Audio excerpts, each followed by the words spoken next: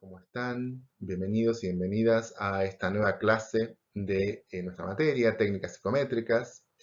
Yo soy Pablo Raduski y voy a estar a cargo de la presente clase que vamos a tener en esta ocasión.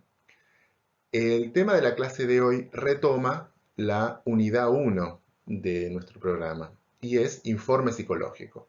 El motivo de volver a la unidad 1 es que dicha unidad aborda el proceso de evaluación psicológica de sus aspectos técnicos, éticos, metodológicos, etc. Y el informe psicológico es el último paso de este proceso, el último eslabón, el cierre del proceso de evaluación psicológica. Por eso retomamos y cerramos aquella unidad donde abordamos este proceso.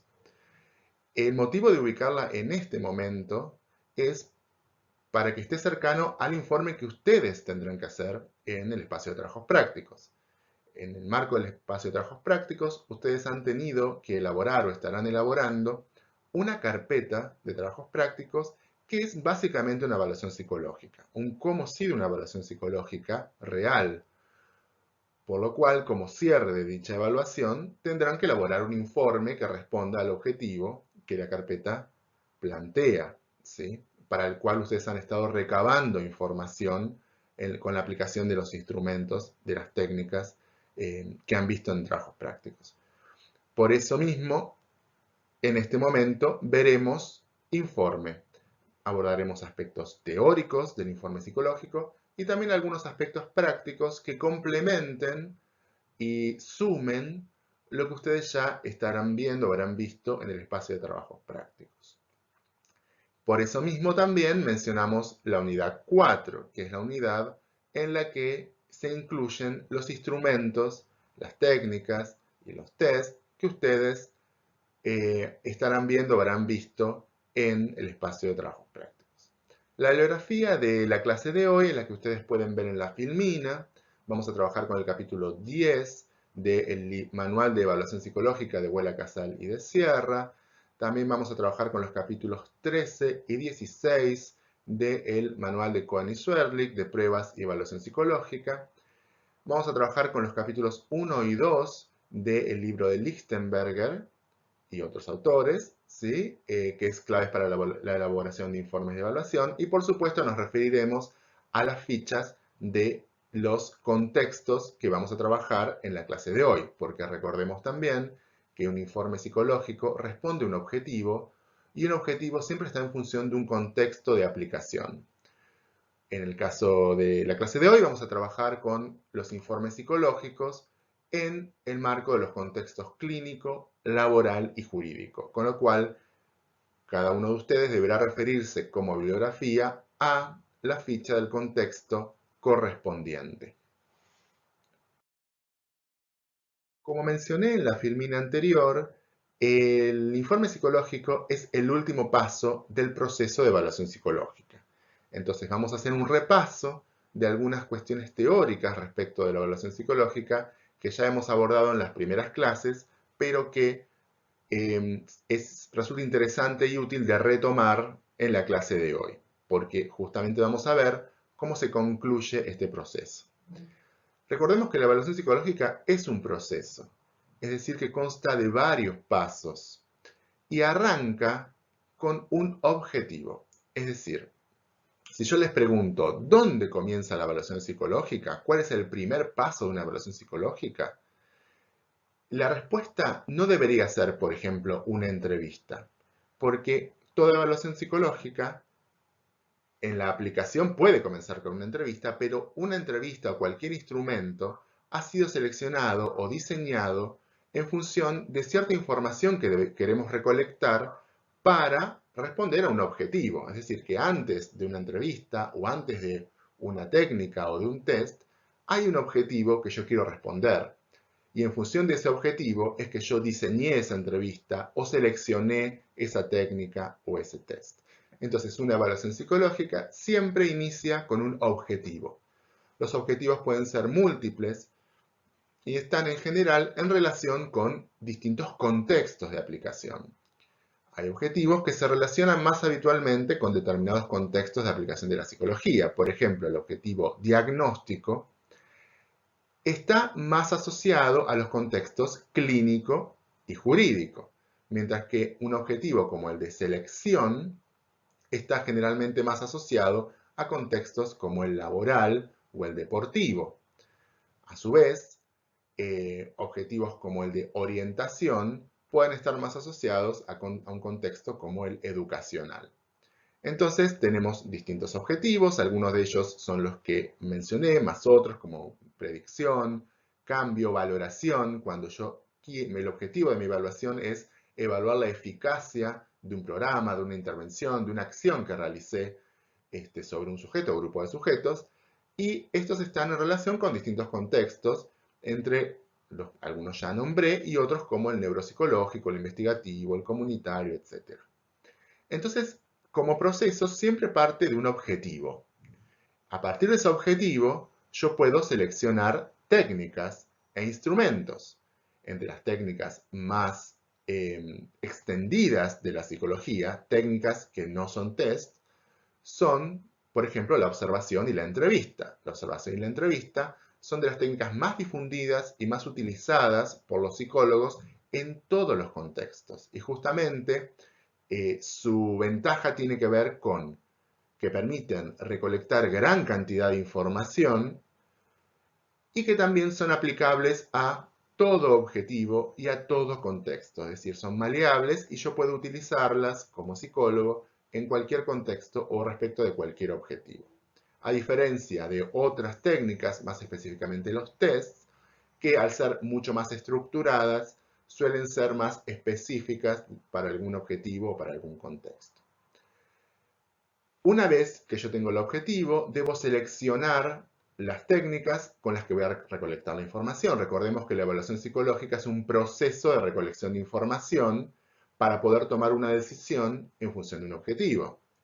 Esa selección de técnicas sigue varios criterios.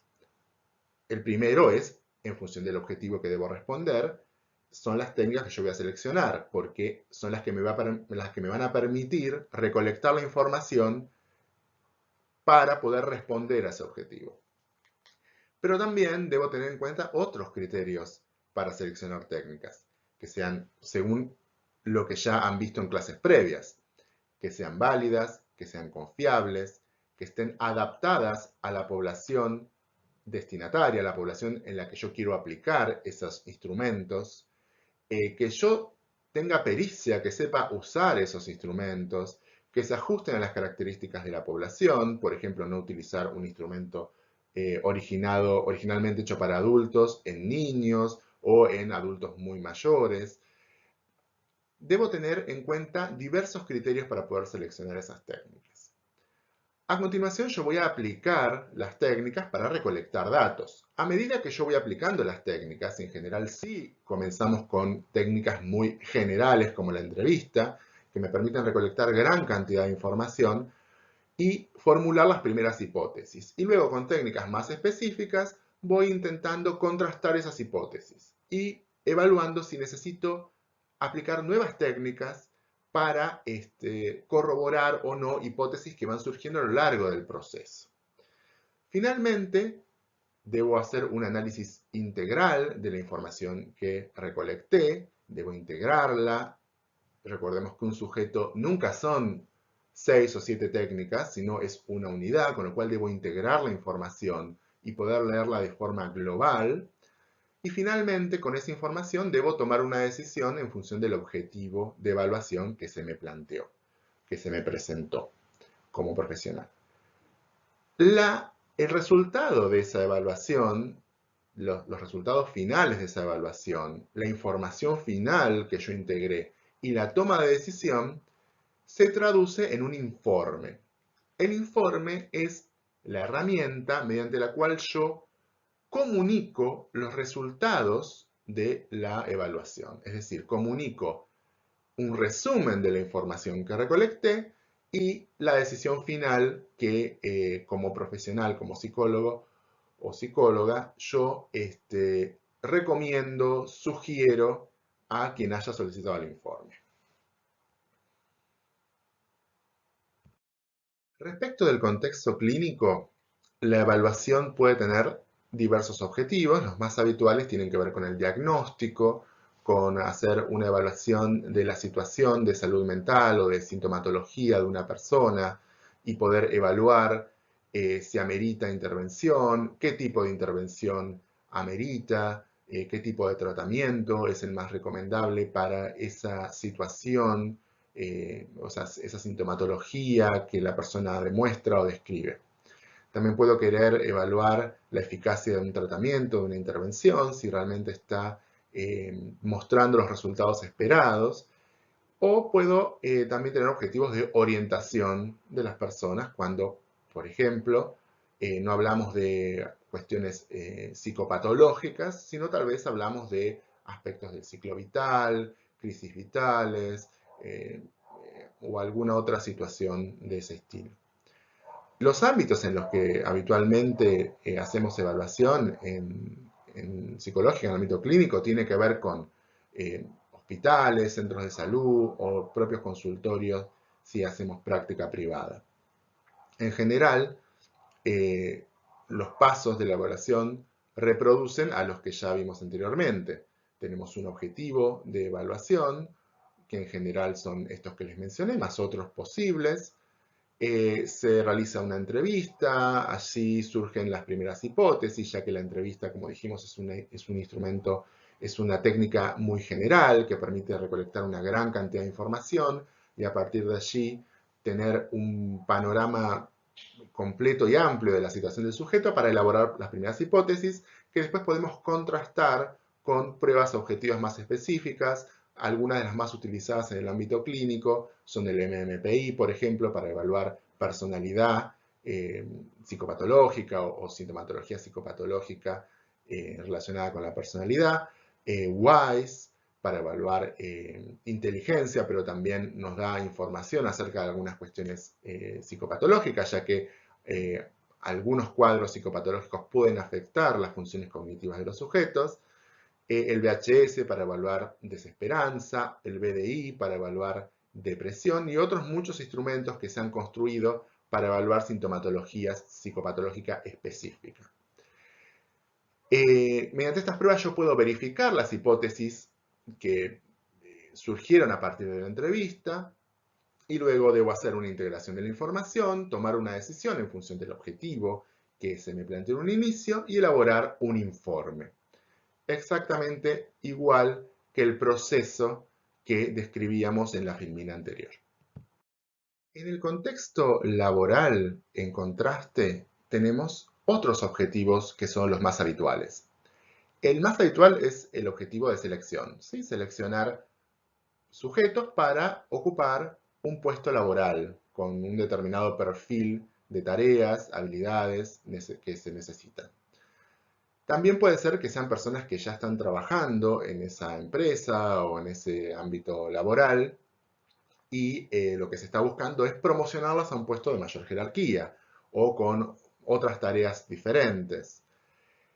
Otro objetivo muy habitual es el de la orientación ocupacional u orientación laboral, en el que tal vez personas que quieran hacer un cambio en su carrera, un cambio de rubro, un cambio de tareas, requieran de nuestra orientación para saber qué tareas, qué rubros, qué puestos se ajustan a su perfil o serían más adecuados para su perfil psicológico en términos de aptitudes, de motivaciones o de conocimientos o de lo que fuese, o de personalidad también, ¿sí? Y un objetivo también muy habitual es el de reubicación de personas dentro de una empresa, en distintas tareas también. Estos objetivos y otros más, esto no agota todos los objetivos que puede haber en el ámbito laboral, se desarrollan en los ámbitos más habituales de este contexto, que son empresas, consultoras o a veces también freelance. Hay psicólogos, psicólogas que trabajan de forma freelance, independiente, haciendo evaluaciones para consultoras o para empresas de forma externa. El proceso de evaluación psicológica en el ámbito laboral es muy similar a el que vimos de forma general y al que vimos en el ámbito clínico. Lo que más que nada cambia es el contenido el contenido de la entrevista, el contenido de las pruebas o qué pruebas vamos a priorizar, porque lo que cambia es la información, como cambia el contexto y cambia el objetivo, también cambia la información que vamos a necesitar recolectar para responder al mismo. Entonces no cambia tanto la metodología, sino que cambia el contenido de una entrevista, la prueba que vamos a necesitar utilizar, etc. La metodología es muy similar. Vamos a, por supuesto, iniciar con un objetivo que está en relación con el contexto y con el ámbito de aplicación. Y la primera técnica en general que vamos a aplicar, como siempre, es la entrevista. En el ámbito laboral, a diferencia del ámbito clínico, vamos a explorar, por supuesto, otras cosas. Vamos a explorar el nivel de formación de la persona, el nivel de capacitación o de instrucción en general para esa tarea o en general, su historia laboral, experiencias previas, cómo se fue desvinculando de trabajos previos, cómo fue su desempeño en trabajos previos, su situación actual, su disponibilidad horaria o de otro tipo, su motivación para el puesto, qué habilidades, qué aptitudes tiene, qué rasgos de personalidad tiene en relación con la tarea que deberá cumplir en el puesto para el que se le está seleccionando o al que se le busca promover, etcétera. Entonces la entrevista, como siempre, es una técnica que nos permite recolectar información de forma amplia y elaborar las primeras hipótesis que podremos corroborar con técnicas objetivas más específicas o test en general, como por ejemplo, bueno, aquí en la Filmina vemos el MBPI, pero habitualmente podemos utilizar otras pruebas de personalidad como el NeoPIR, que se ajustan más al contexto laboral, porque evalúan más rasgos de personalidad más general o no necesariamente psicopatológica, y nos permiten tener un perfil de personalidad, de rasgos de personalidad un poco más completo que el MPI, que rastrea más que nada sintomatología psicopatológica. El WISE u otras técnicas que evalúen aspectos cognitivos para evaluar las habilidades, las aptitudes del sujeto o de la persona evaluada. El WES para evaluar clima social laboral y otras pruebas que ustedes ya habrán visto en los trabajos prácticos. Estas pruebas, con la información que estas pruebas nos proveen, podremos verificar las hipótesis que planteamos a partir de la información de la entrevista. Luego deberemos hacer una integración, un análisis integral, una integración de la información y tomar una decisión en función del objetivo, que también se traducirá en un informe psicológico. Una particularidad del contexto, de la evaluación en el contexto laboral, a diferencia del contexto clínico, es que en la enorme mayoría de los casos, la demanda de evaluación viene de un tercero.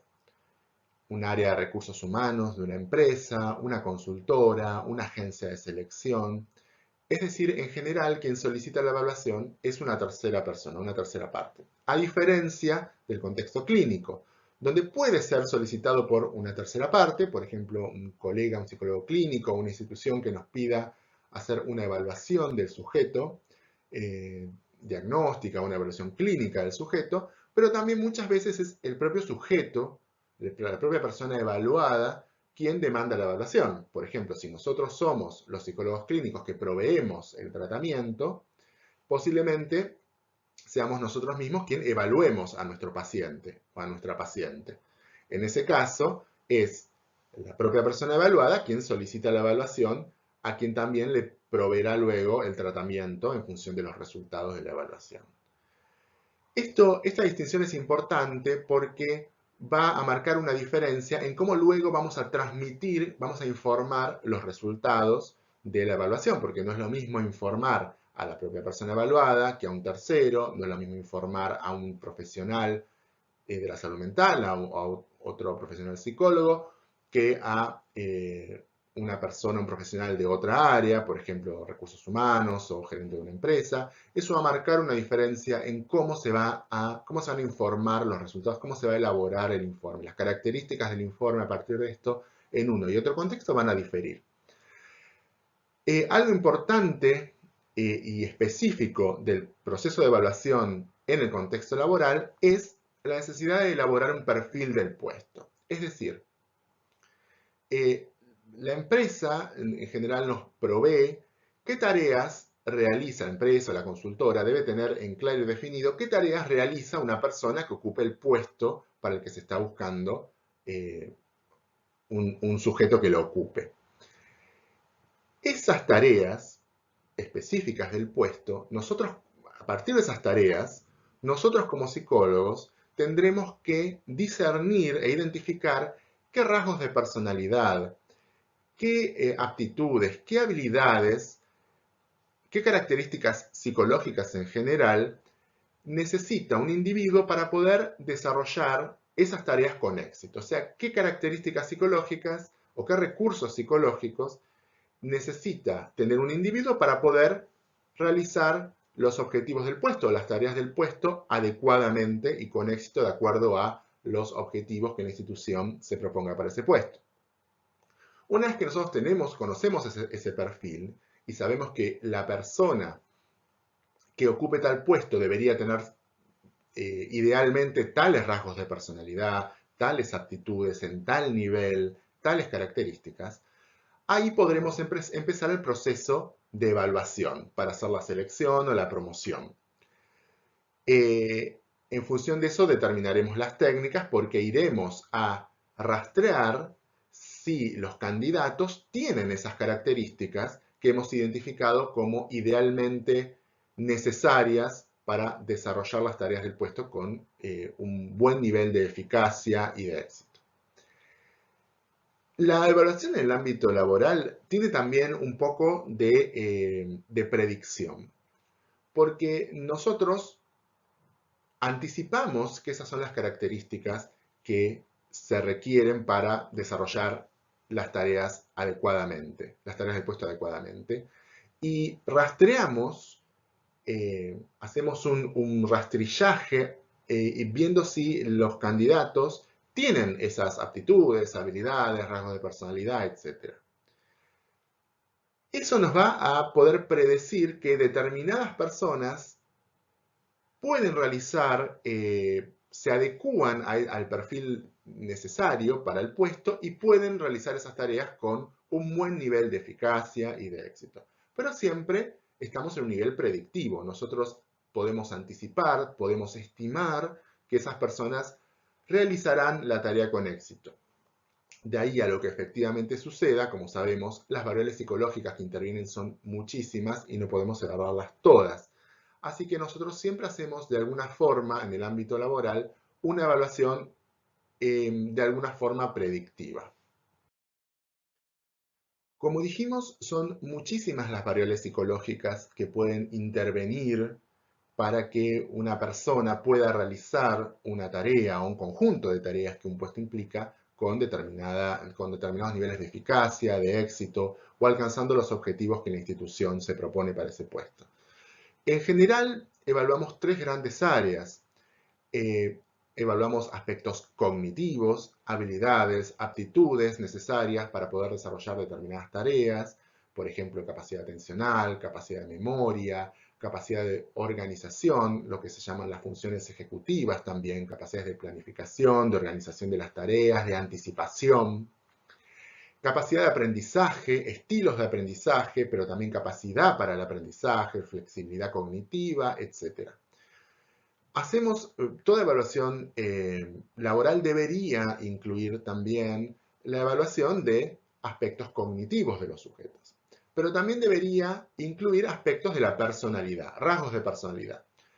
No hay una personalidad mejor o peor. Hay personalidades que se ajustan más a determinados puestos y personalidades que se ajustan menos. Por ejemplo, si yo estoy buscando personas que ocupen puestos que impliquen atención al público o coordinación de equipos de trabajo, tal vez sean necesarias personas con un mayor nivel de extroversión. Sin embargo, tal vez haya otras tareas que no impliquen tanto contacto con otras personas, ni atención al público, ni trabajo en equipo, con lo cual sean tareas tal vez más o estén más alejadas o justamente impliquen no tener mucho contacto con otras personas.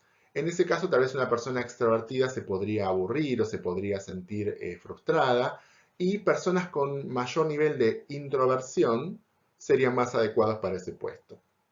Asimismo, por ejemplo, hay puestos que requieren características de liderazgo. Si yo estoy pensando en alguien que va a dirigir equipos de trabajo, deberá demostrar una personalidad más acorde con la personalidad de un líder. También hay puestos en los que se trabaja mucho en la urgencia, con muchos plazos que cumplir, con necesidad de ser una persona rápida, ágil. Entonces, posiblemente sean necesarias personas que tengan mayor tolerancia a la frustración, que puedan controlar mejor sus impulsos, que sean más tolerantes al estrés, y puedan tolerar mejor el trabajo bajo presión, que sean más flexibles, no tan rígidas para adaptarse a entornos muy cambiantes, tal vez sean puestos en los que constantemente se están cambiando los procesos, por ejemplo, entonces se requiere personas que sean flexibles y que puedan estar siempre dispuestas a incorporar nuevas metodologías, nuevas formas. Estos son distintos aspectos de la personalidad que se pueden evaluar, pero siempre son aspectos que se evalúan en función de un perfil. No hay personas que sean, no hay personas que sean en sí mismas mejores que otras, sino que tienen que ver con qué tanto se adecúan a un perfil requerido por una tarea o no. También es importante evaluar los aspectos interpersonales, porque muchísimos trabajos implican lo interpersonal, implican trabajo en equipo, trabajo con otras personas, dirigir un equipo. Entonces, es importante evaluar cómo la persona evaluada se relaciona con otras, se relaciona con los demás. Modalidad de contacto, relación con la autoridad, cómo se relaciona con la autoridad, con sus superiores, se acepta normas, se acepta órdenes, y cómo se relaciona con pares y cómo también puede relacionarse con subordinados. Si es una persona que puede comunicarse bien con otros, que puede expresarse bien con otros, una persona, por ejemplo, asertiva, si puede transmitir una orden o transmitir que algo debería ser hecho de otra forma, transmitirlo de forma correcta, sin ser agresiva, pero también sin ser sumisa, porque necesita tener autoridad, pero a su vez no debería ser autoritaria ni agresiva. ¿Qué habilidades sociales tiene esta persona? ¿Qué niveles de empatía para poder ponerse en el lugar también de sus subordinados y poder comprender las distintas situaciones que le surjan? O también, si es una persona que está en atención al público, poder ser empática con las personas que está atendiendo, comprender sus problemas, sus situaciones. Bueno, hay una serie enorme de características psicológicas a evaluar, pero recordemos que todas siempre están en función de un puesto, de un perfil de puesto laboral. Al igual que en el ámbito laboral, en el contexto jurídico, también prácticamente la totalidad de las demandas de evaluación psicológica provienen de un tercero, de una tercera persona que solicita la evaluación, que puede ser en general un juez, un defensor, un fiscal. Y la evaluación tiene otras implicancias, tiene implicancias legales, tanto la evaluación como el informe que se produce a partir de esta, que en general es un informe pericial.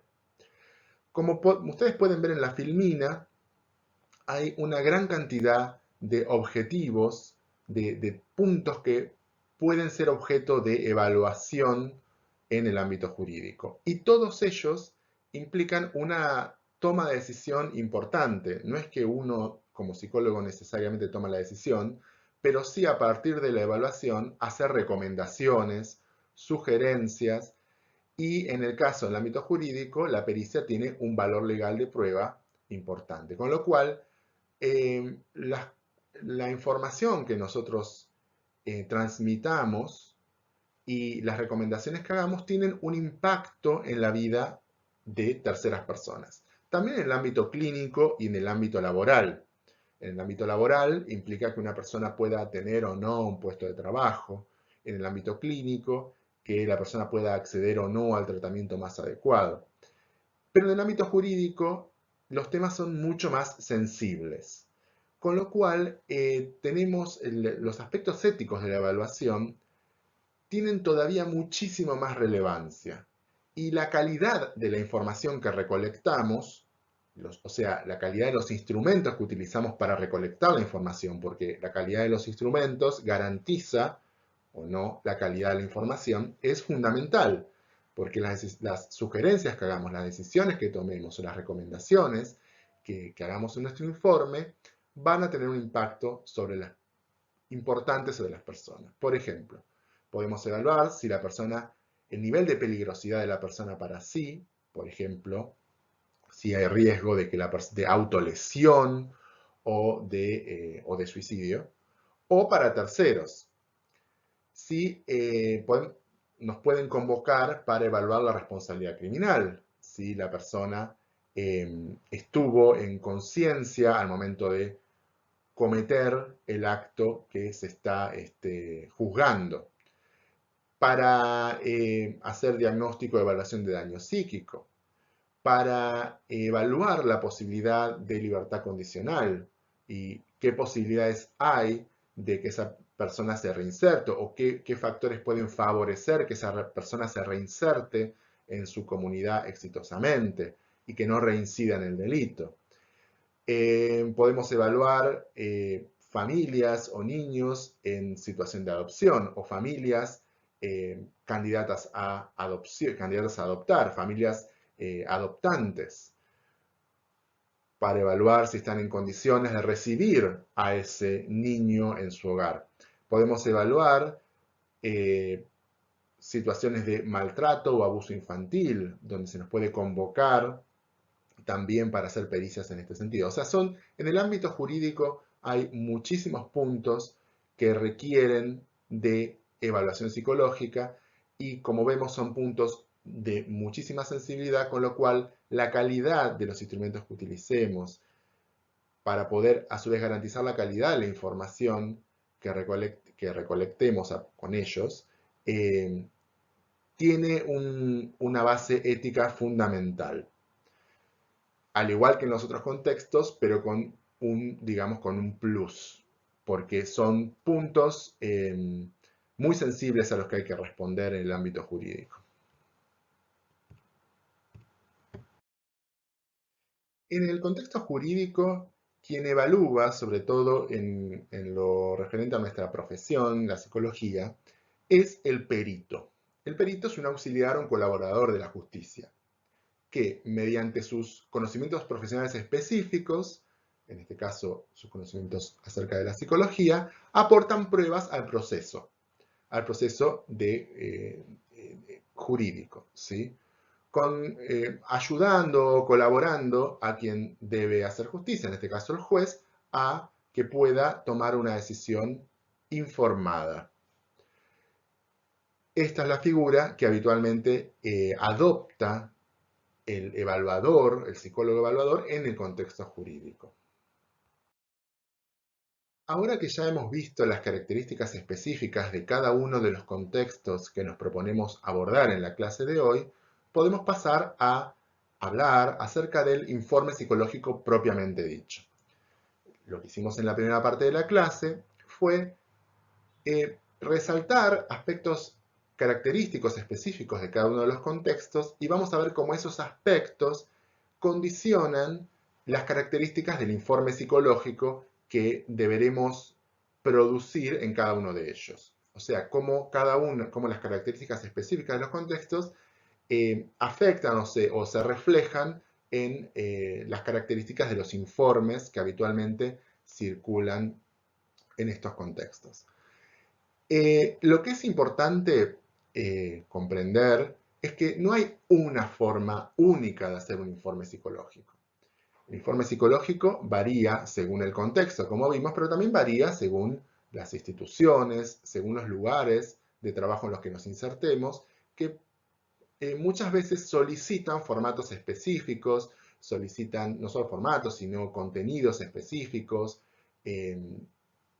particularidades en la elaboración de informes, así que no hay una única forma, una única modalidad de redacción de un informe psicológico, sino que lo que vamos a ver hoy a lo largo de esta clase son recomendaciones generales y un formato general de cómo un buen informe podría ser construido y redactado. ¿Sí? O sea, recomendaciones generales y una estructura general para hacer un buen informe en general. Luego, el día de mañana, ustedes, cuando se inserten en distintas instituciones y en distintos contextos, conocerán las particularidades que se solicitan en cada uno de ellos. Y a su vez tendrán su propio estilo para informar. Hay algo general para cualquier informe psicológico, que es su finalidad. La finalidad del informe psicológico es comunicar, ya sea de forma oral como escrita, los resultados de una evaluación y una toma de decisión en función de un objetivo.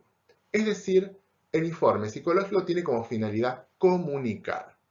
Por eso es que vamos a prestar atención a algunas cosas que tal vez en otras producciones escritas no daríamos tanta prioridad.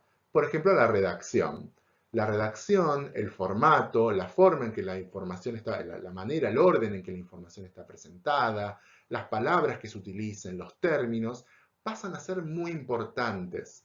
Porque si una redacción es confusa, si un informe es muy enredado o no tiene un orden claro, puede estar faltando a su objetivo principal, que es comunicar, porque quien lo lea tal vez no lo entienda, o lo entienda parcialmente, o no lo entienda con claridad, o entienda una cosa distinta a la que nosotros queremos transmitir.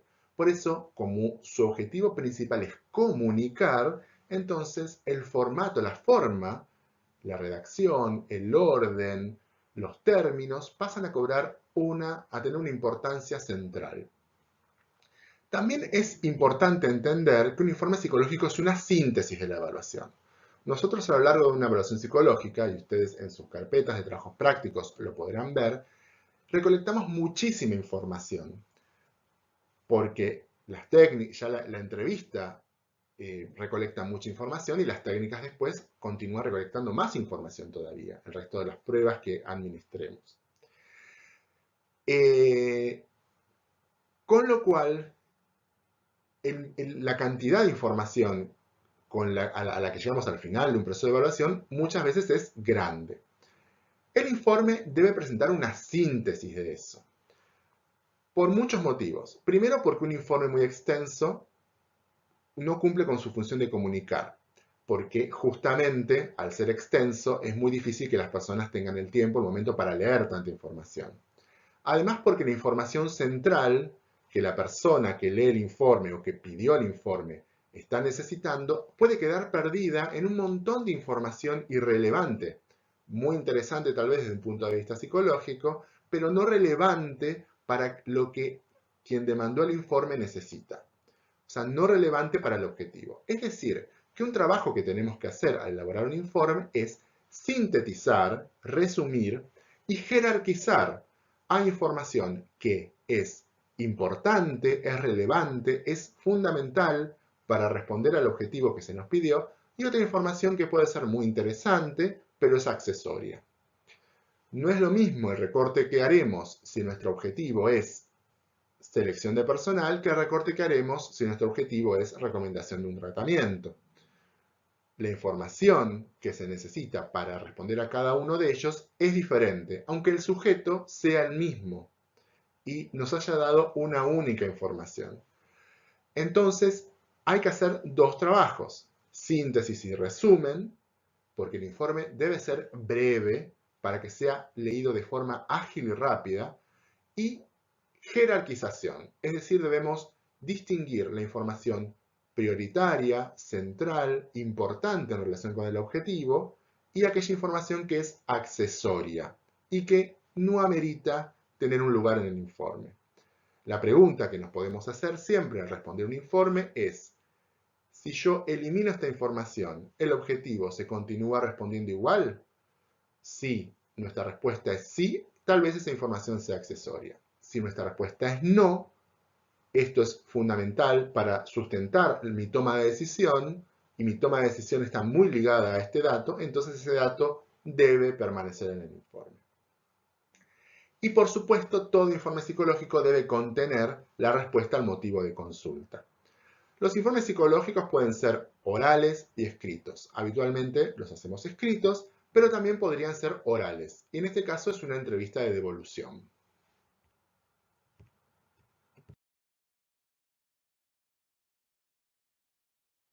La entrevista de evolución, a diferencia del informe escrito, es oral. Es decir, nosotros hacemos una devolución de los resultados a quien solicitó la evaluación de forma oral como una entrevista. Por este motivo, en general, se aplica más al ámbito clínico y en el caso en que el sujeto que solicitó la evaluación es el mismo sujeto evaluado. Es decir, hay una coincidencia entre quien demanda la evaluación y quien es evaluado. Raramente se hacen entrevistas de devolución en otros contextos, son menos frecuentes, no, por supuesto, si ocurren, pueden ocurrir, por ejemplo, en el ámbito laboral, puede ocurrir que en la entrevista la demande un gerente o el área de recursos humanos o una consultora, pero aún así tengamos la oportunidad de hacer una devolución a la persona evaluada, aunque no sea quien haya demandado la evaluación. Pero son mucho más frecuentes en el ámbito clínico, donde podemos tener una entrevista cara a cara en persona con la persona evaluada o con su familia y hacer una devolución. Muchas veces incluso esto puede ser el inicio de un tratamiento o puede ser parte de un tratamiento. Esta devolución de la información puede ser parte de un proceso, por ejemplo, de psicoeducación, etc. Puede efectuarse en uno o varios encuentros y lo importante de la entrevista de devolución, es que a diferencia de la entrevista, del informe escrito, por supuesto, uno lo escribe y lo envía y la lectura y la recepción de la información por parte de la otra persona es diferida. Aquí no. Aquí, mientras nosotros estamos transmitiendo y comunicando los resultados de la evaluación, tenemos a la persona evaluada o a sus familiares delante. Con lo cual es muy importante prestar atención a las reacciones y las actitudes que la persona evaluada o sus familiares van teniendo ante cada información que le vamos brindando. Es decir, nosotros vamos proveyendo la información, vamos transmitiéndosela y las personas van reaccionando. Es importante registrar estas reacciones, estas actitudes, comentarios, ya sea las reacciones verbales como las no verbales, e ir incorporándolas en el propio proceso de evaluación. Si vemos que un dato que nosotros aportamos angustia a la persona, tal vez debamos seguir proveyendo otra información de otro tipo, tal vez menos angustiante, y luego empezar en general por los aspectos más adaptativos y luego por los aspectos más conflictivos o que pueden ser más psicopatológicos o que requieran un tratamiento o una atención psicológica. Podemos detectar mientras estamos haciendo la devolución que la persona tiene expresiones verbales o no verbales de duda, de que no está entendiendo, de que no está comprendiendo lo que estamos diciéndole. En ese caso, tenemos que tomar esto, incorporarlo en la devolución y preguntarle si la información está quedando clara, si está comprendiendo, si tiene alguna duda y aclarársela en el momento. Es decir, siempre estar atento a lo que, como en cualquier entrevista, en realidad, como en cualquier entrevista psicológica, estar atento a las reacciones verbales y no verbales del sujeto durante el proceso, en este caso de devolución, para poder tenerlos en cuenta e ir ajustando la devolución y la comunicación de los datos a lo que la persona nos va transmitiendo, ya sea malestar por algún dato, confusión, duda, sorpresa por algún dato, y poder tomar eso y conversarlo con la persona o subsanarlo si es, por ejemplo, que la persona no está entendiendo. Por eso mismo se sugiere no emplear un lenguaje demasiado técnico para facilitar la comprensión de la persona. Aquí tenemos que tratar de evitar tecnicismos y utilizar un lenguaje lo más llano y lo más claro posible, siempre dentro de los términos profesionales, para transmitir. Porque recordemos que la persona que tenemos delante no es profesional de la psicología, con lo cual hay términos que puedan no entender o entenderlos de una forma más vulgar, digamos, como muchos términos de la psicología que circulan en la población, habiendo perdido su definición técnica precisa. Entonces puede haber malentendidos, malinterpretaciones o directamente no comprensión. Estas son las características específicas de un proceso de evolución que en general tiene la característica de ser oral y presencial. Como vimos, la modalidad de informe más habitual es escrita, ¿sí?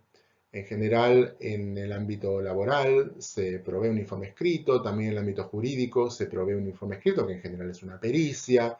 En el ámbito clínico también es habitual el informar de manera escrita, por ejemplo, una historia clínica también es una forma de ir llevando un registro escrito, un informe de evaluaciones o procedimientos que vamos realizando con los pacientes.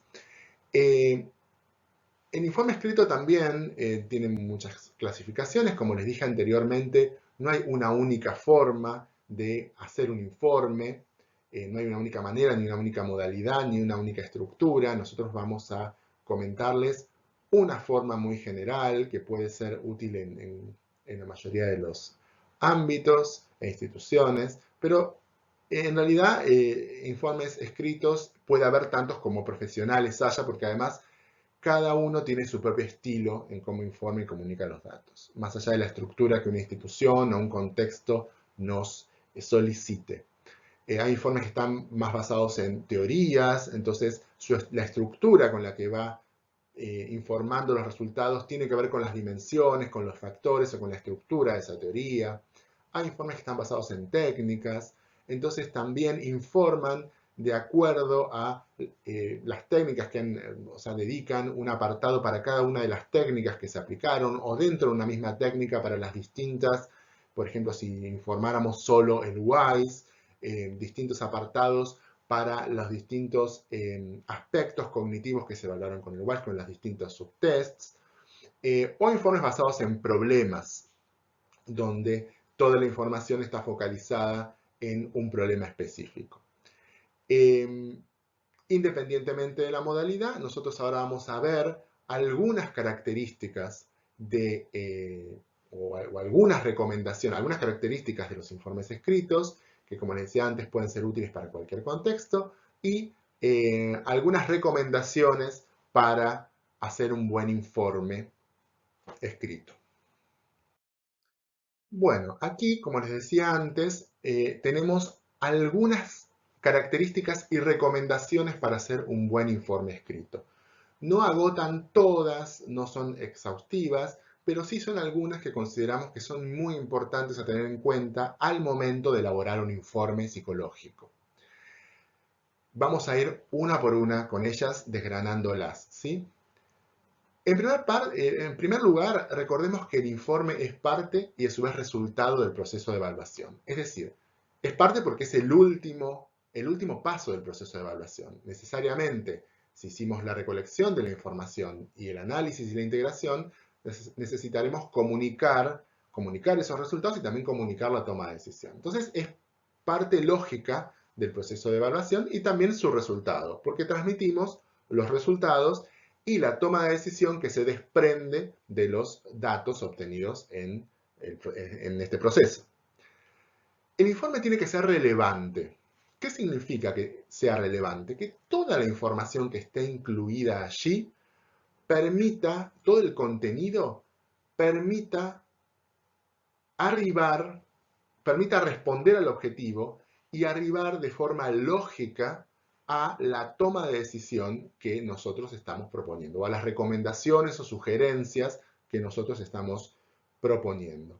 Es decir, que tenemos que hacer una buena selección de la información y jerarquización de la información para que toda la información que está allí incluida permita responder al objetivo y no haya información accesoria que puede ser muy interesante, que puede ser muy relevante en otros contextos, pero que no se relaciona con el objetivo de evaluación. Es decir, tenemos que asegurarnos que cada dato que incluimos allí sea necesario para poder responder al objetivo y permita dar sustento a la toma de decisión que nosotros proponemos o a las recomendaciones que nosotros proponemos al final del informe.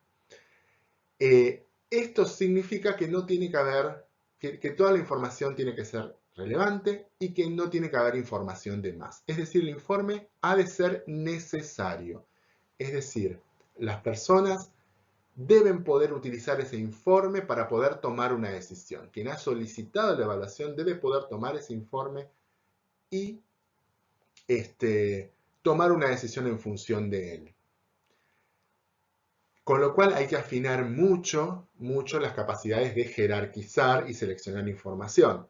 Otra vez, la recomendación es leer cada oración, cada dato que incluyo y pensar, esta conclusión a la que yo arribo, esta recomendación, ¿se sostiene igual sin este dato? Entonces puedo extraerlo. O no, esta recomendación se relaciona mucho con este dato y con lo que se solicitó. Entonces es súper relevante que permanezca. El informe debe tener utilidad en sí mismo. ¿Qué significa? Que yo tengo que poder leer el informe y tener un panorama del sujeto, un panorama de distintos aspectos psicológicos del sujeto, y puedo entender en qué se sustenta la recomendación o la toma de decisiones sin necesidad de ir al proceso de evaluación. Es decir, con leer el informe tiene que bastar en sí mismo. Y yo tengo que poder leer el informe y poder entender al sujeto y poder entender en qué se basa la recomendación de la toma de decisión sin necesidad de ir a los protocolos, a las técnicas o de buscar mayor precisión en todo el proceso que se hizo antes. Vale decir, tomando por ejemplo, que ustedes hicieron toda una evaluación psicológica con sus carpetas y luego hacen un informe. Una persona tendría que poder leer el informe y comprenderlo en sí mismo sin necesidad de recurrir a sus carpetas de trabajos prácticos, por ejemplo.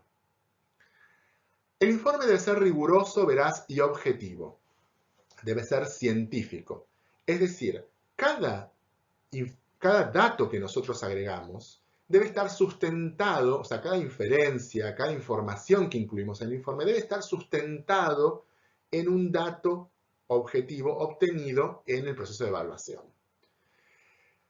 Esto implica que debemos evitar por todos los medios opiniones personales, debemos evitar juzgar, juicios de valor, por ejemplo, evitar decir que algo es bueno o es malo, porque ahí ya entramos en la opinión, en el juicio de valor, y eso le quita objetividad y le quita rigurosidad al informe. Todo lo que nosotros afirmamos en un informe debe tener un sustento en los datos que se recabaron durante el proceso de evaluación. Es decir, yo tendría que poder deshacer el proceso y al leer un informe, yo recibo un informe, y yo tendría que poder desandar ese proceso y preguntarles cada dato a partir de, o sea, cada información que está incluida en el informe, a partir de qué dato de la evaluación o de qué dato de la evaluación se desprende. ¿Sí? Yo podría decir, bueno, tal afirmación que se realiza en este informe, ¿de qué dato de la evaluación se desprende? Si yo no puedo hacer esa relación y no puedo establecer si yo no puedo establecer una relación entre cada información o cada afirmación del informe y un dato objetivo de la evaluación, entonces estoy en el plano de la opinión, del juicio de valor, de la opinología, y eso debe ser evitado. ¿Por qué? Primero porque es poco técnico, es incorrecto metodológicamente, pero además es poco ético. Nosotros siempre tenemos que tener en cuenta que el informe implica una toma de decisión, implica el impacto sobre la vida de un sujeto, ya sea en un ámbito clínico, jurídico, laboral o cualquier otro ámbito. A partir de ese informe, otra persona va a tomar decisiones que van a impactar en la vida de sujetos, de las personas evaluadas. Con lo cual tenemos que ser muy cuidadosos y muy cuidadosas con la información que transmitimos en el informe, porque tenemos que pensar que esa información puede llegar a tener un impacto, de hecho va a llegar a tener un impacto, en la vida de otras personas, en la vida de la persona evaluada, porque hay un tercero que tomará una decisión sobre la información, basada en la información que nosotros le estamos proveyendo. Debe referirse al sujeto objeto de estudio, evitar términos generales. En este caso se refiere, por ejemplo, al famoso efecto Barnum. ¿Sí? El efecto Barnum es descripciones tan generales que podrían aplicarse a cualquier persona o podrían valer para cualquier persona. Les cuento brevemente, por si no conocen, la historia del efecto Barnum. Barnum es la persona que tal vez no conozcan o no hayan visto la película, quien inventó o fue uno de los inventores del circo moderno. Pero el efecto no tiene que ver con el circo, tiene que ver con otra cosa. Un profesor de psicología a principios del siglo pasado, en los años 20, 30, por aquella época, solicitó a sus alumnos que completaran un test de personalidad y les dijo que iba a traer los resultados en la clase siguiente. A la clase siguiente les repartió a cada uno de sus alumnos tarjetas, ¿sí? Y en esas tarjetas les dijo que allí estaban los resultados del test de personalidad que habían completado la semana pasada.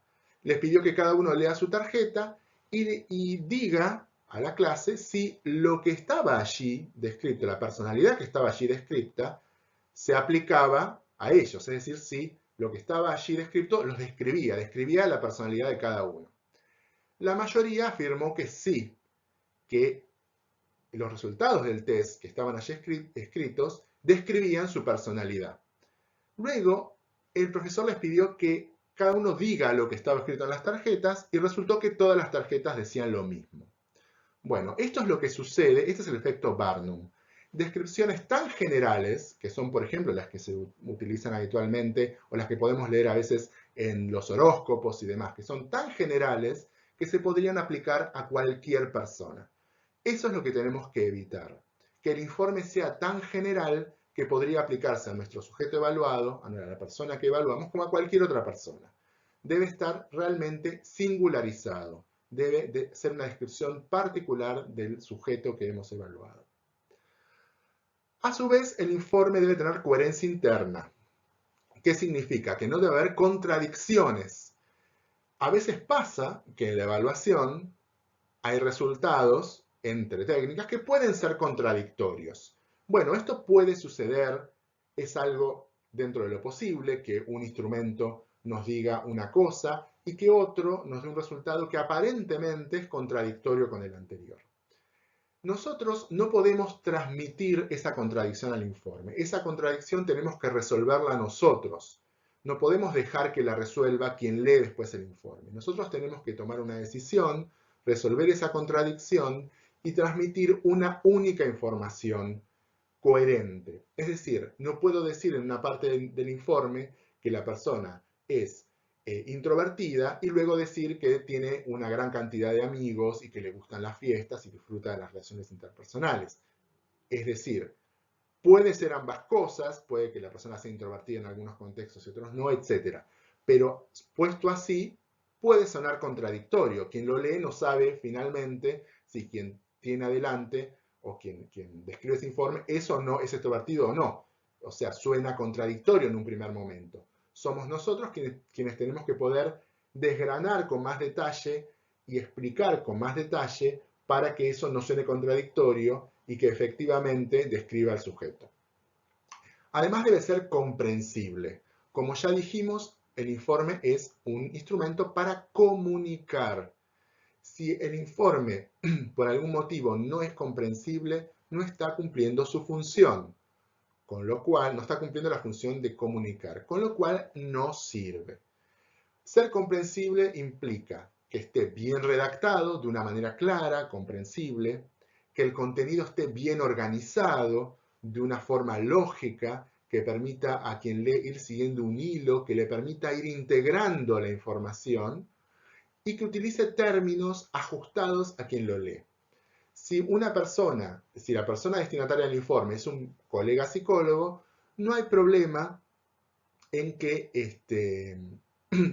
en utilizar términos técnicos, porque se supone que como colega psicólogo, psicóloga, los comprenderá. Pero si el informe está destinado a nuestro paciente, a un familiar, a un juez, a un gerente o un profesional de recursos humanos no psicólogo, puede ser que no entienda esos términos, porque son términos muy técnicos de nuestra profesión. O puede ser que los entienda, pero de otra forma, con lo cual conviene evitar tecnicismos o explicar las definiciones de los constructos evaluados con mayor detalle, para evitar malinterpretaciones, ambigüedades, confusiones.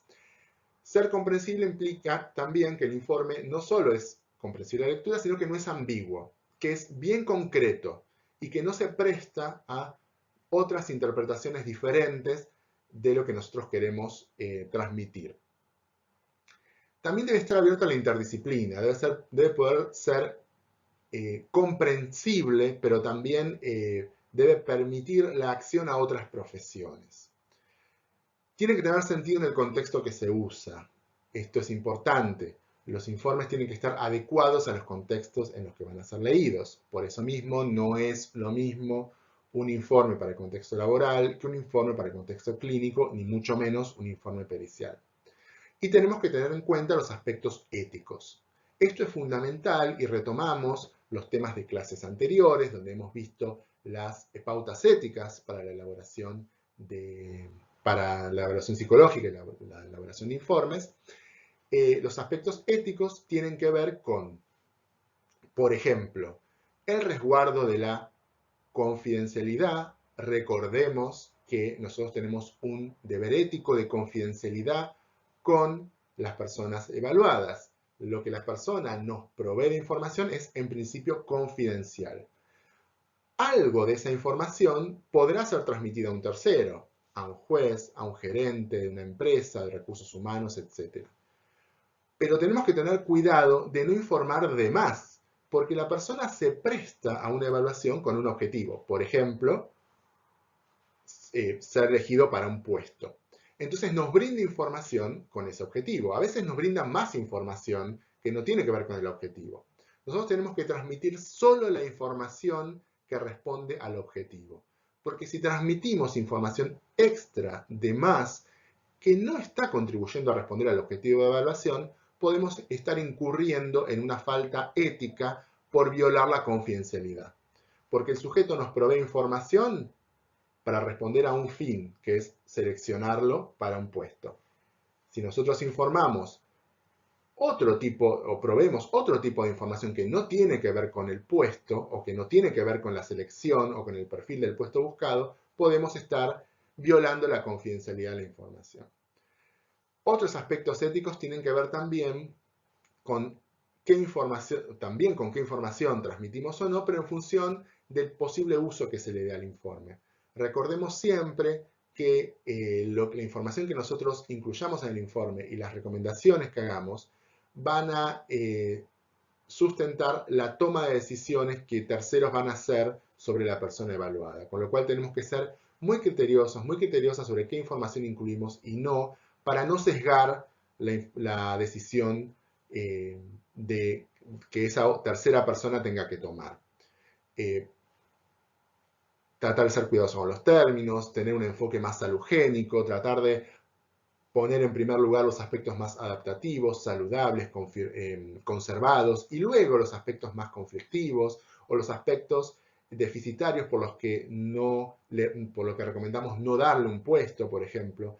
Eso siempre tratar de ubicarlo después, para que no afecte o no sesgue negativamente la imagen que esa tercera persona que lee el informe y que va a tomar una decisión, para que no sesgue negativamente la decisión que tome y pueda ir en desventaja de la persona evaluada. Siempre tratemos de cuidar a la persona evaluada y no generarle más daño que beneficio. Bueno, y habiendo visto ya las características generales de un informe psicológico y algunas recomendaciones y sugerencias para una mejor escritura, una escritura más adecuada de un informe, vamos a ver qué características adopta un informe, qué características específicas puede adoptar un informe por contexto. Es decir, en la diapositiva anterior vimos características generales de un informe psicológico y sugerencias generales para una buena escritura de un informe, con lo cual yo les digo que la diapositiva anterior es central en esta presentación porque resume las características fundamentales de un informe en general.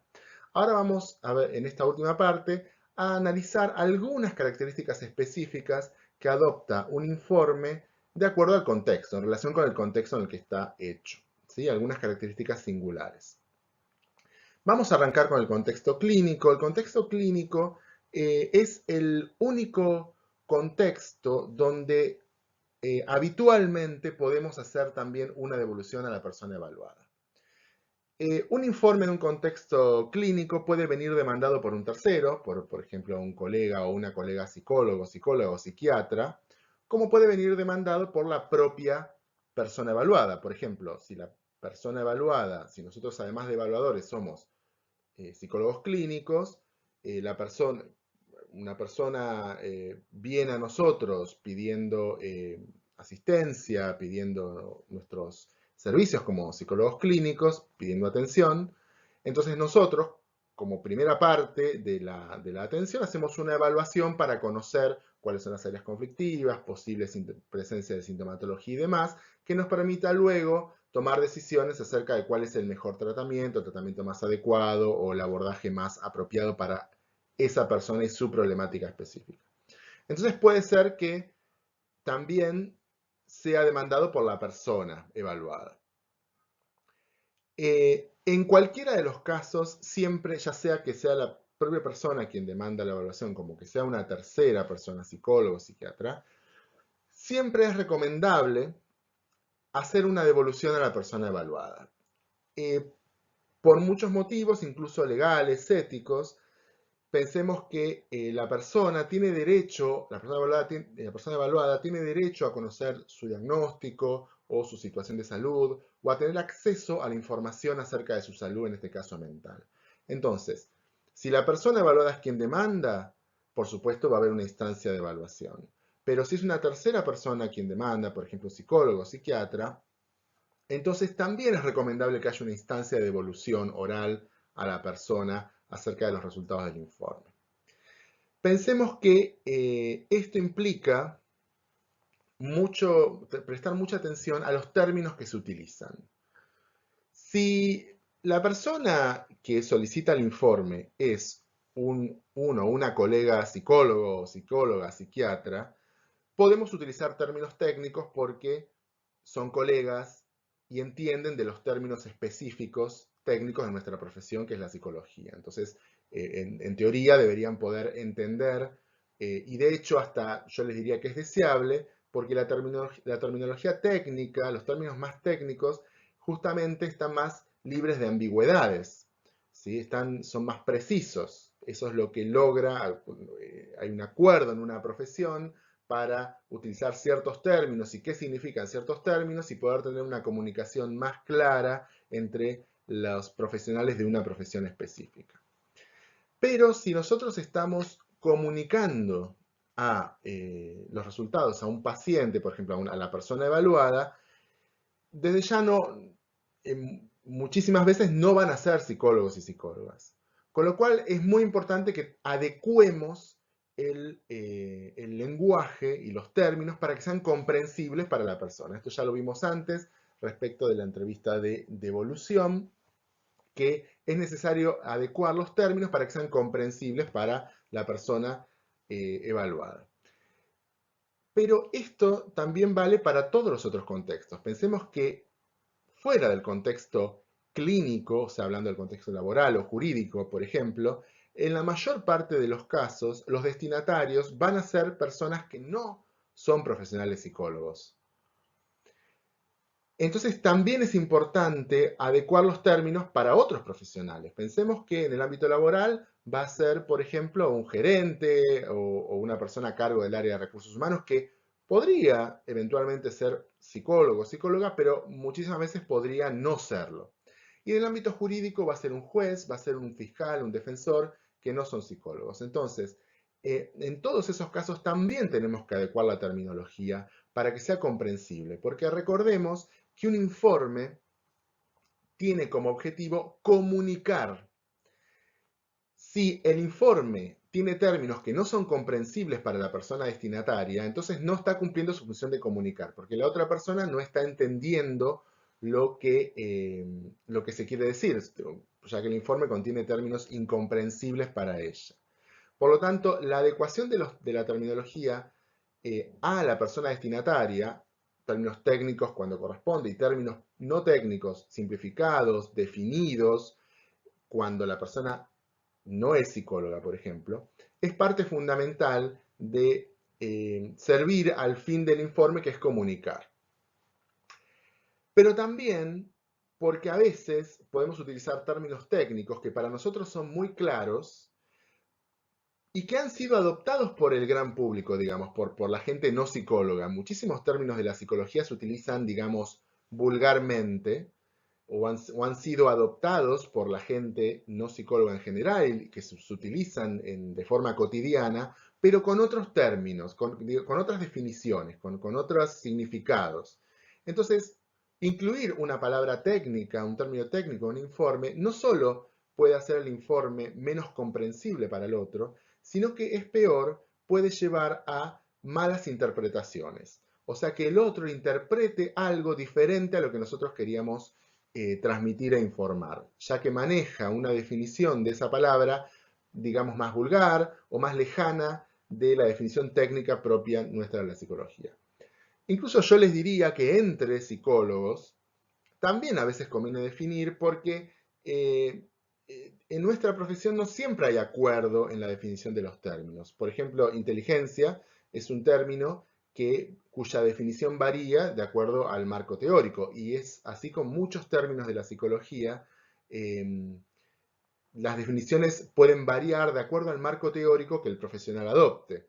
Entonces, a veces, incluso a veces también entre psicólogos conviene hacer alguna aclaración o alguna definición para que el otro sepa desde qué lugar estamos nosotros concibiendo ese término, desde qué marco teórico, desde qué definición nos estamos parando para respecto de ese término.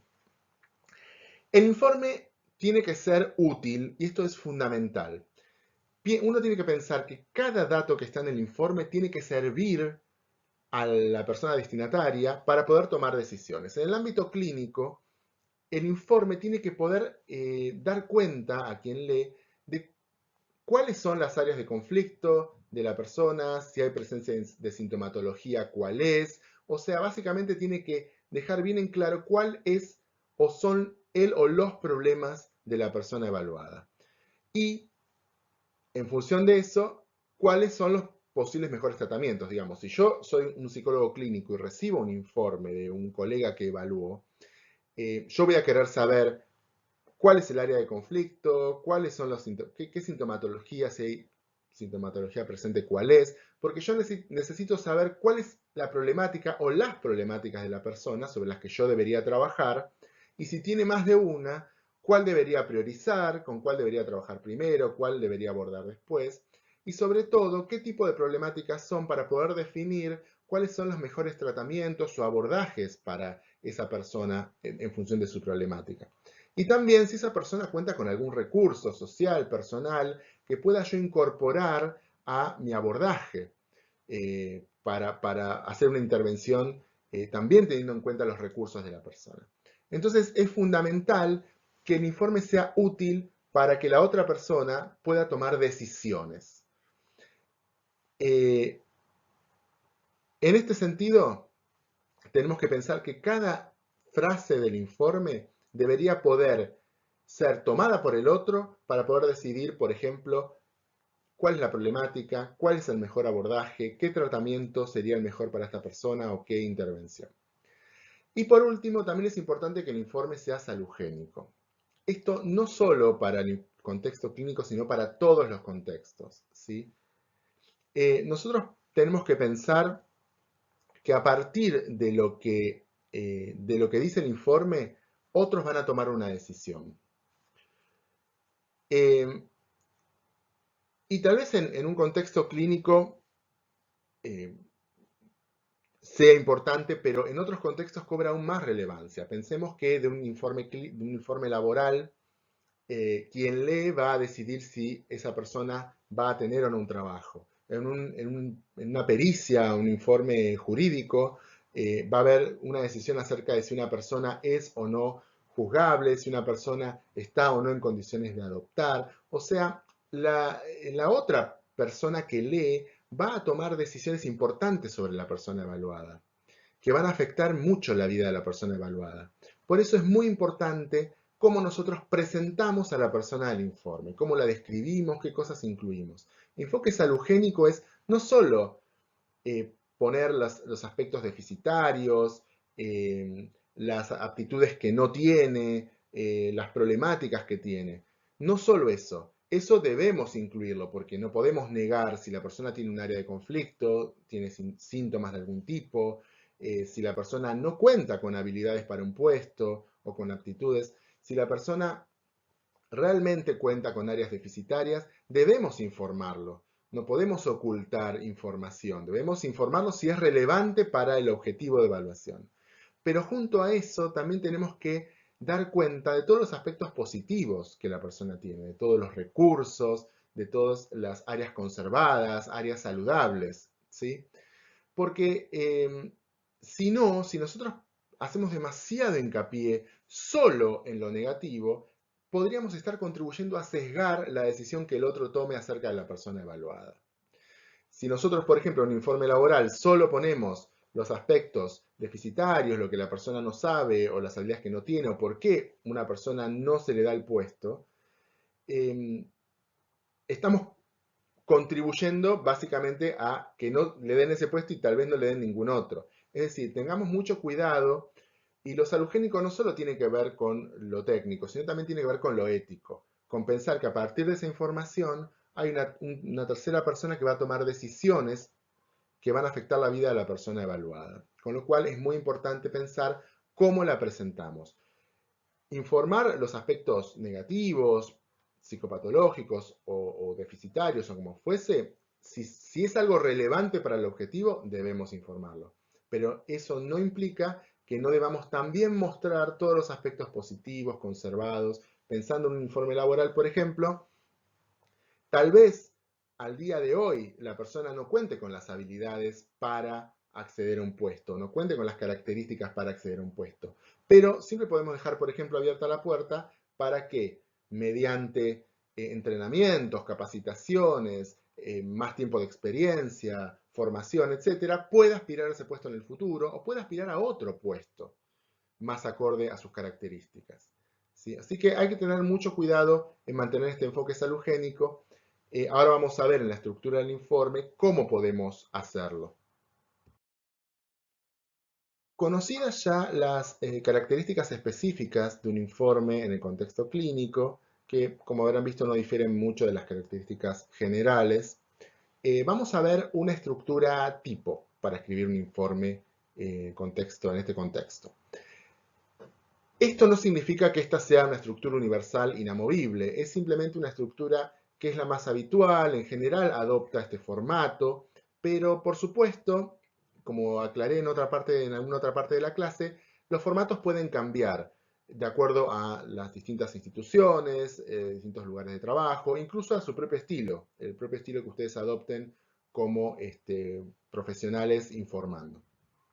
Es decir, ustedes pueden ingresar a una institución que ya tenga un formato de informe particular y les solicite que utilicen ese formato, que tal vez sea distinto de este. Bueno, los formatos van cambiando de acuerdo a las instituciones, de acuerdo a los estilos y demás. Lo que le proponemos aquí es, lo que le proponemos es un formato que es muy general y bastante universal de informe, o sea que ustedes pueden encontrar en muchos lugares. Y que contiene las partes básicas que en general los informes tienen. Eh, la primera parte del informe es siempre un encabezado. El encabezado contiene lugar y fecha. Esto es fundamental porque aunque parezca obvio decir que debe incluirse la fecha, a mí me ha tocado, por ejemplo, empezar a trabajar en instituciones que atendían a personas, a sujetos, y ir a revisar los informes para conocer los antecedentes, qué se estaba trabajando con cada uno de ellos, cuál era su problemática, su situación, para interiorizarme acerca de los antecedentes, tanto de intervención como de la situación de cada una de las personas asistidas por la institución. Y al revisar los informes, cada uno de estos informes no tenía fecha. Entonces era imposible saber si ese antecedente correspondía o esa intervención correspondía a la semana pasada, al mes pasado, el año pasado, hace 5 años atrás.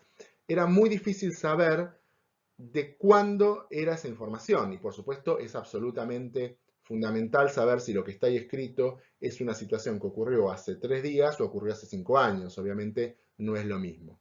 Algo tan simple y tan básico como eso a veces se pasa y hay que tener mucho cuidado. Entonces es fundamental siempre incluir lugar y fecha. Pensemos, por ejemplo, que una historia clínica también es un informe. Es un informe y uno va actualizándola constantemente, incorporando en cada encuentro con la persona qué intervención hizo, qué novedades hay y también debe ir conteniendo la fecha. Entonces, un informe debe tener un encabezado con lugar y fecha y un inicio formal. Un informe es un documento y muchas veces realmente es un documento con un valor formal importante, con lo cual debemos desde el inicio darle un formato formal, aunque suene redundante, ser formales en la escritura, en la redacción. Luego, en general, mencionamos el motivo de consulta, o sea, el objetivo de evaluación, para qué se realizó la evaluación, con el fin de responder a qué objetivo.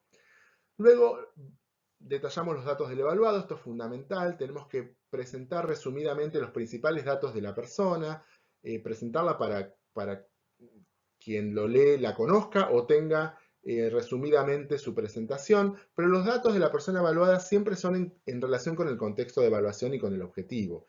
No incluir datos irrelevantes, porque primero ya hablamos de que incluir información irrelevante es incorrecto, confunde a quien lee, pero también incluir información irrelevante puede ser una falta a la confidencialidad de la evaluación. Entonces los datos de la persona evaluada tienen que estar detallados y escritos siempre en función del contexto. Luego, en general, enumeramos las técnicas utilizadas. La enumeración implica también decir quién las construyó y qué adaptación estamos utilizando, porque pensemos que hay algunas técnicas, como el Neopir, por ejemplo, que tiene varias adaptaciones en nuestro medio. Entonces tenemos que aclarar qué adaptación es la que nosotros, cuál de todas las versiones adaptadas es la que nosotros utilizamos. ¿Por qué informamos las técnicas? Esto solo en el contexto clínico. ¿Por qué lo hacemos? Porque primero quien lee el informe es una profesional, colega psicólogo, psicóloga, y conoce qué instrumentos son. O sea, conoce instrumentos y sabe qué instrumentos son, los identifica, pero además porque nuestra evaluación tendría que poder ser replicable. Recordemos que el informe es un instrumento científico y que sea científico también implica que una de las características de la ciencia es que es replicable. Es decir, quien lee el informe podría querer replicar la evaluación que nosotros hicimos por diversos motivos. Y para poder replicarla, necesita saber qué instrumentos exactamente nosotros utilizamos. ¿Por qué querría replicarla? Un ejemplo. Yo evalúo a la persona hoy, esta es la evaluación basal, luego aplico un tratamiento, hago un abordaje, una intervención, y pasados 6 meses, un año, yo podría querer volver a evaluar para conocer la evolución de la persona, para saber qué tan eficaz fue la intervención, si la intervención que yo hice tuvo un efecto en la persona, en sus síntomas o en sus áreas problemáticas, si la persona ha mejorado, si se están cumpliendo los objetivos terapéuticos. Entonces yo podría querer volver a evaluar a la persona después de un tiempo para realmente poder ponderar estas cuestiones, si hubo realmente un efecto de mi intervención, un efecto positivo de mi intervención y una mejoría en la salud de la persona. Si yo hice la evaluación y luego yo aplico el tratamiento, bueno, yo conozco qué instrumentos usé. Pero puede suceder que yo hice la evaluación pero la intervención la aplica otro colega. Entonces, ese colega podría querer saber qué instrumento yo utilicé para poder replicar esa evaluación y poder comparar la evaluación que yo hice basal inicial con la que él haga luego de un tiempo pasado ya la aplicación de una intervención para evaluar si hubo cambios positivos a partir de ella.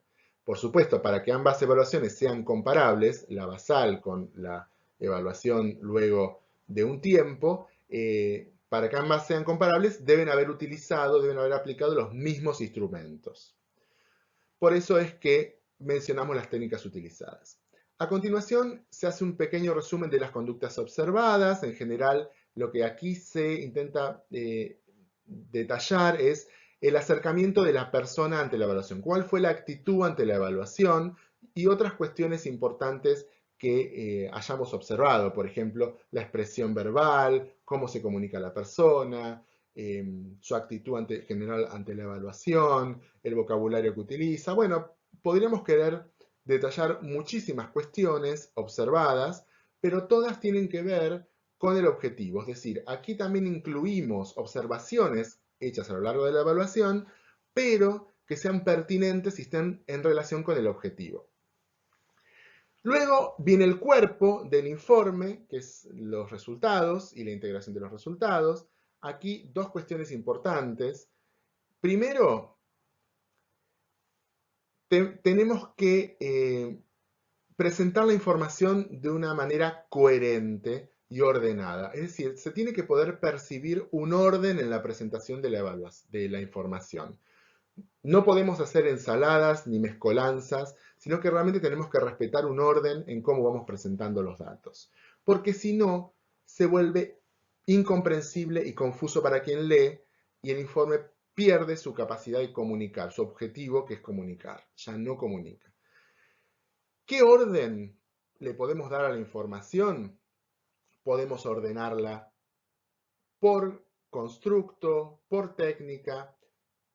Yo no recomiendo esto mucho, o sea, no está mal si ustedes van presentando la información por técnica, ¿sí? Primero la técnica, no sé, personalidad, luego la técnica de inteligencia. No está mal si lo van presentando por técnica, pero no es lo deseable, porque como dije en otro momento, si yo les pido una foto de una persona y ustedes me traen la foto de una cabeza, la foto de una pierna, la foto de una mano pegadas, eso no es la foto de una persona, es la foto de distintas partes que las pegamos una al lado de la otra, ¿sí? Obviamente, si yo le saco a una persona una foto de una cabeza y luego otra foto de una mano y luego otra foto de una pierna y las pego, no va a quedar realmente una foto integrada de la persona. Van a quedar distintas fotos puestas una al lado de la otra que intentarán dar una imagen de una sola persona fallidamente. Esto es lo mismo.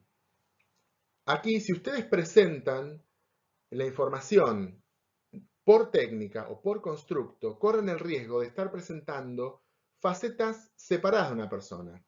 Inteligencia, personalidad, recursos sociales, desesperanza. Corren el riesgo de estar desintegrando una persona. Ustedes tienen que presentar una foto integrada de la persona. Cuando uno les pide un informe, es que quiere conocer la situación de una única persona. Y la persona es una sola, no es una inteligencia, una personalidad o una desesperanza, sino es una sola entidad y todas esas cuestiones son distintas facetas de una misma persona. Entonces, es lo mismo que presentar fotos de pedazos todas pegadas o una sola foto. Acá se les pide una única foto.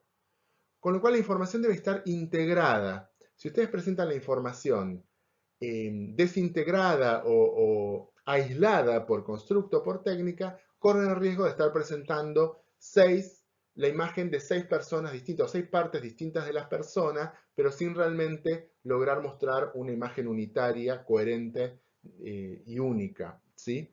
Entonces, lo que yo recomiendo es ir por áreas. Por ejemplo, presentar el área del interpersonal. Y ahí poner toda la información de todas las técnicas que se refiere al interpersonal. Luego pasamos al área trabajo. Y ahí poner todo lo que las distintas técnicas dicen acerca de el trabajo. Luego el área salud y poner todo lo que las distintas técnicas nos informaron acerca de la salud de la persona. Ir por áreas, ¿sí? Integrando la información por áreas y por temas. Entonces, de esa forma, vamos mostrando una imagen más integrada de la persona y de distintas facetas de la persona. Y sobre todo lo que recomiendo es primero presentar los aspectos más saludables, positivos, conservados, y luego pasar a los aspectos más tal vez problemáticos, conflictivos, deficitarios, ¿sí? Esto es lo que yo les decía de enfoque salugénico. Si ustedes comienzan un informe y de entrada en el primer párrafo ya están mencionando el conflicto, el déficit, ya están mal predisponiendo a quien lee respecto de la imagen que se va a generar de la persona evaluada. Es decir, si ya en el primer párrafo están hablando de la persona evaluada desde lo negativo, ya hay una predisposición, ya genera una predisposición a leer el resto del informe de manera negativa. Entonces, por eso, conviene comenzar presentando a la persona desde sus aspectos positivos, sus áreas conservadas, sus áreas saludables, sus recursos, sus habilidades, y luego, poco a poco, ir pasando a áreas más conflictivas o deficitarias, que seguramente a partir de esas áreas tomaremos la decisión final, porque si hay una decisión final, por ejemplo, de recomendar un tratamiento o no dar un puesto, seguramente se desprenderá de los aspectos más negativos de los resultados. Con lo cual conviene ubicarlos hacia el final, porque luego de ahí se desprende la conclusión. Por eso, recomendación para ordenar. Primero, decidan un orden. Tiene que haber un orden en la presentación de la información. Luego, yo sugiero presentar por áreas, aunque presentar por constructos tampoco estaría mal. Y además, sugiero presentar con enfoque salugénico. Primero, aquellas áreas más positivas, conservadas, saludables, recursos, potencialidades, para luego pasar a aspectos más negativos. Y siempre que presente un aspecto negativo, tratar de compensarlo y contrarrestarlo con alguno positivo. Siempre cuidar a la persona y que nuestro informe de alguna forma no la mate, no deje en quien lee una imagen excesivamente negativa de la persona que la perjudique. No queremos perjudicar a la persona, queremos simplemente informar lo que corresponde en función del objetivo, cuidando a la persona, que el informe no perjudique más de lo que beneficie. Luego, para cerrar, hacemos una síntesis de la información. La síntesis no debe agregar nueva información que no haya sido dicha antes, es solo una síntesis, un resumen, y un pronóstico, recomendaciones finales, una toma de decisión en relación con el objetivo, que se debe desprender de la información del cuerpo del informe, y recomendaciones, sugerencias terapéuticas o de intervención. Una cosa importante es que, si bien nosotros presentamos estos puntos, no necesariamente tienen que ir en este orden.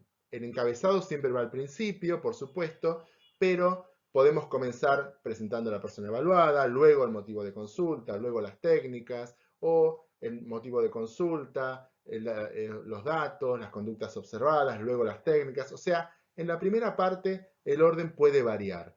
Lo importante es que en general estas partes estén. Respecto al informe en contexto laboral, para no ser repetitivo, vamos a ver algunas cuestiones que sean muy particulares. Recordar que es un informe que está la mayor parte de las veces solicitada por un tercero, que es una empresa, una consultora, un sector de recursos humanos. Entonces es muy importante tener presente y conocer la dinámica institucional, además del perfil del puesto de trabajo específico, como habíamos visto antes. Aquí puede incluirse o no, todo depende de la empresa o la institución, puede incluirse o no una entrevista de evolución a la persona evaluada. Lo ideal yo creo que es sí poder tener una instancia de evolución, pero no siempre es posible. Recordar que no siempre somos nosotros quienes decidimos sobre el ingreso o la promoción de la persona, con lo cual tenemos que ser muy cuidadosos de cómo informamos para no sesgar en desfavor o en desventaja de la persona la posibilidad de acceder a un puesto laboral, con lo cual es muy importante el enfoque salugénico en este contexto. Y algo importante es que el informe no va dirigido a, muchísimas veces no va dirigido a un profesional psicólogo, con lo cual el lenguaje tiene que ser muy adaptado para que sea comprensible por personas que no son psicólogas, para justamente que pueda ser útil, claro y preciso. La estructura del informe laboral es muy similar a la del clínico, solamente que en general en la presentación de los datos del evaluado, en general vamos a agregar un pequeño resumen de la historia laboral, que eso es algo muy relevante para quien lee el informe y para poder tomar decisiones también en función de la información provista en el informe. Un resumen de la historia laboral y un resumen de la historia de formación y capacitación del sujeto. Otra cosa que es importante es que en este caso no es relevante la inclusión de las técnicas, porque quien va a ver el informe no es en muchísimos casos un profesional psicólogo, así que no tiene necesariamente por qué entender de técnicas ni poder discernir cuáles son las técnicas que tomamos, ni tampoco es habitual que la evaluación se replique, especialmente porque si quien recibe el informe no es psicólogo, tampoco está en posibilidad de replicar. En todo caso, si hay un interés particular, siempre podemos informarlo a posteriori. Y finalmente vamos a ver algunas características del informe en contexto jurídico, que es básicamente una pericia. A diferencia de los otros contextos, en general, en las evaluaciones periciales, la persona evaluada no se presenta espontáneamente, sino que se presenta en función de lo solicitado por un tercero, que puede ser un juez o un fiscal. Aquí el informe tiene otro peso y otra característica muy diferente a los informes de los otros contextos. Aquí el informe, o sea, la pericia, tiene carácter de dominio público y además tiene carácter de prueba pericial en un proceso judicial.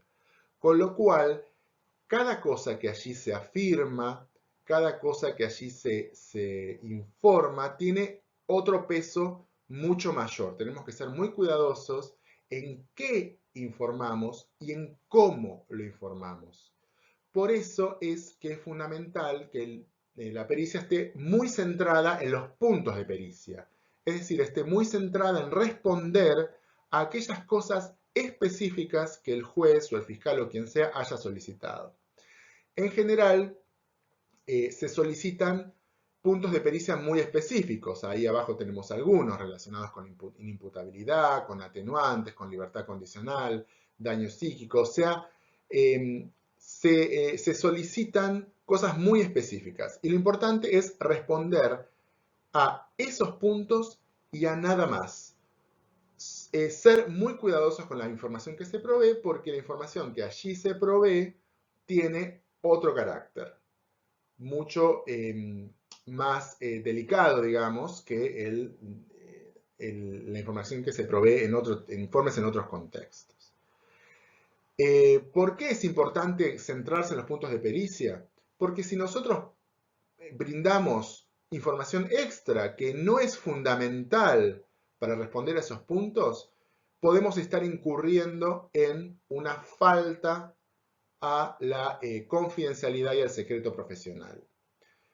Y eso podría correr en desventaja tanto nuestra como de la pericia misma. Entonces hay que ser muy cuidadosos y responder específicamente a los que se nos solicita.